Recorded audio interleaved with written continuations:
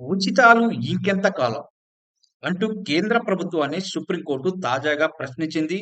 2013 జాతీయ ఆహార భద్రతా చట్టం ప్రకారం 80 కోట్ల మందికి ఉచిత రేషన్ ఇస్తున్నట్లు కేంద్రం న్యాయస్థానానికి తెలిపింది. ఇది విన్న జస్టిస్ సూర్యకాంత్, జస్టిస్ మన్మోహన్లతో కూడిన ధర్మాసనం ఆశ్చర్యం వ్యక్తం చేసింది. అంటే కేవలం పన్ను చెల్లింపుదారులే ఇక మిగిలి ఉన్నారా అంటూ క్వెషన్ చేసింది. అంటే వాళ్ళు ఎవరంటే ఉచిత రేషన్ తీసుకొని వారు అనే ఉద్దేశంలో సుప్రీంకోర్టు ఈ వ్యాఖ్యలు చేసింది. మహమ్మారి సమయంలో వలస కార్మికులు ఎదుర్కొన్న ఇబ్బందులపై దాఖలైన పిటిషన్ మీద ఈ విచారణ అయితే జరిగింది.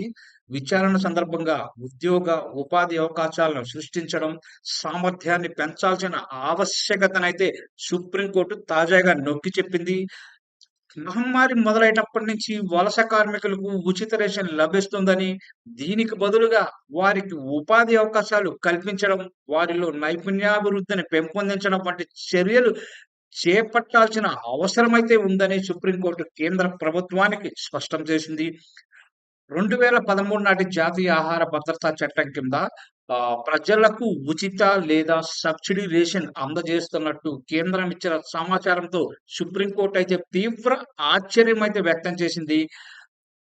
దీనికి మన ప్రభుత్వం తరపున హాజరైన సొలిసిటర్ జనరల్ తుషార్ మెహతా, అదనపు సొలిసిటర్ జనరల్ ఐశ్వర్య పాటిల్‌ని ఉద్దేశించి ధర్మాసనం అయితే ఈ వ్యాఖ్యలు చేసింది. ఇక మహమ్మారి నుంచి అంటే 2020 నుంచి వలస కార్మికుల కష్టాలు ఇప్పటికే ఇంకా కొనసాగుతూనే ఉన్నాయంటూ ఓ ఎన్‌జీఓ దాఖలు చేసిన పిటిషన్‌పై న్యాయవాది ప్రశాంత్ భూషణ్ ఈ వాదనలు వినిపించారు. శ్రమ్ పోర్టల్‌లో నమోదైన వలస కార్మికులందరికీ ఉచిత రేషన్ సమకూర్చేలా కేంద్రాన్ని ఆదేశించాలని ఆయన కోర్టును కోరారు. దీనిపై ధర్మాసనం స్పందిస్తూ ఎంతకాలం ఉచితాలివ్వాలి? ఈ వలస కార్మికులకు ఉద్యోగ, ఉపాధి అవకాశాలు కల్పించి నైపుణ్యాభివృద్ధిని పెంపొందించడానికి మనం ఎందుకు పని చేయకూడదని ప్రశ్నించింది. సో, ఈ నేపథ్యంలో ఉచితాలు అనే అంశంపై మరోసారి తెరపైకి రావడం నిజంగా ఆనందించదగ్గ పరిణామం. ప్రభుత్వాలైతే ఇప్పుడు ఉచితాల పేరుతో భారీగానే ప్రజలకు ఎన్నికల సమయంలో హామీలిస్తున్న సంగతి కూడా మనకు తెలుసు.